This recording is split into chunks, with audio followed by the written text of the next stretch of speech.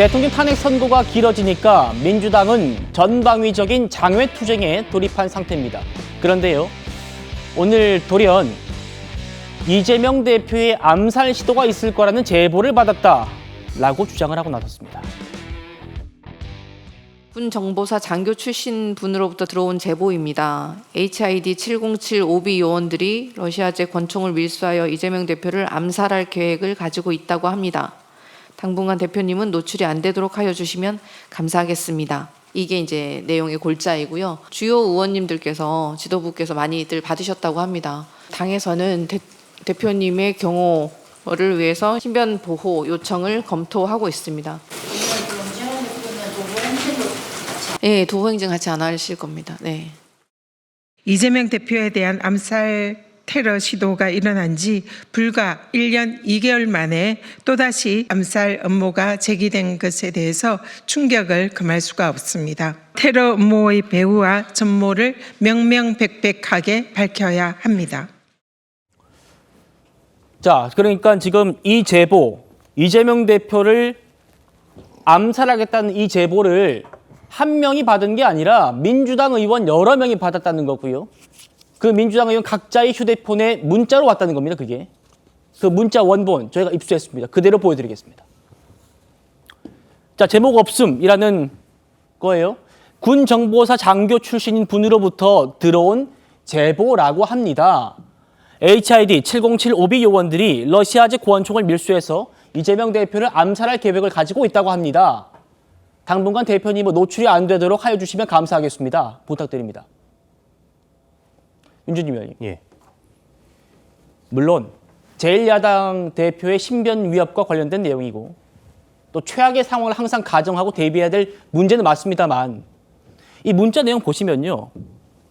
출처가 명확치는 않아요.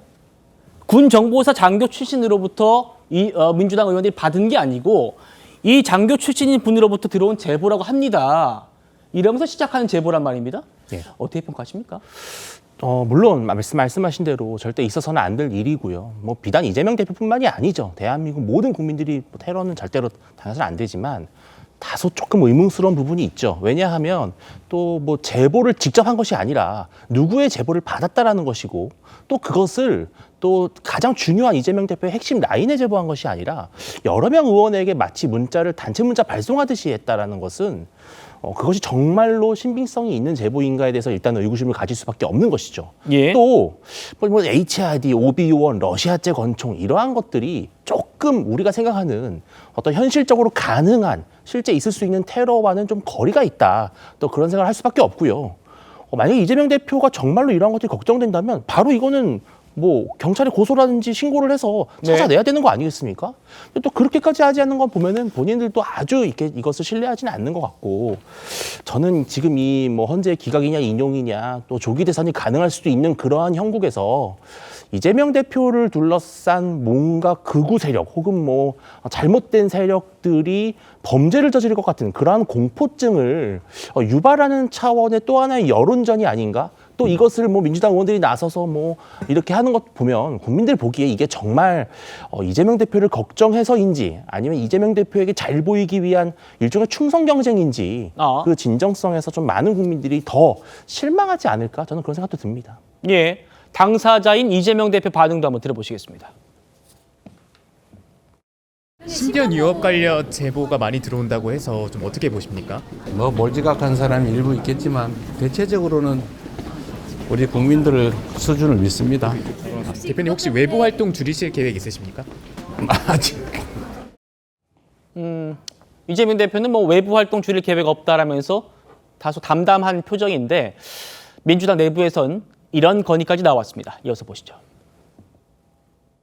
당에서는 지금 여기에 대해서 매우 심각하게 보고 있습니다. 안전이 보장되지 않은 불특정 다수의 그런 상태에서 노출이 되는 이런 것을 좀 자중을 해주셨으면 좋겠다. 이런 건의도 많이 드리고요.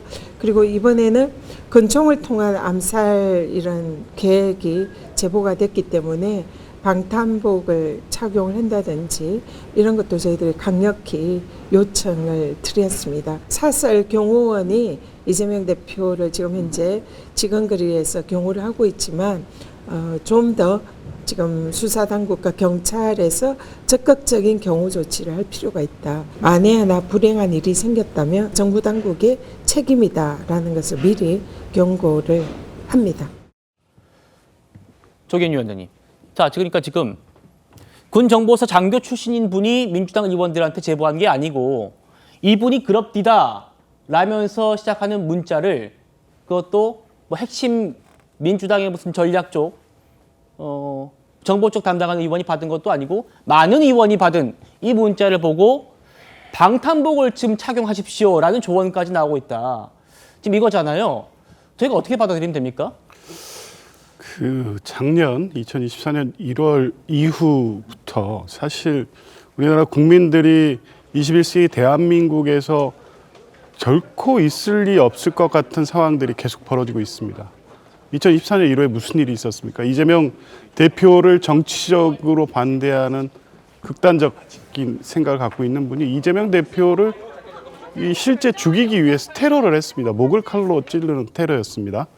이런 일이 있을 거라고 생각을 할 수 있었을까요? 물론 그 이전에 박근혜 전 대통령 같은 경우에도 뭐 칼테러가 있긴 했었지만 실제 목숨을 거두겠다 정도의 의지를 갖고 한 행위는 아니었거든요. 예. 그 이후에 2024년 12월 3일에 비상계엄 내란 사태가 있었습니다. 그때 확인된 내용이 뭡니까?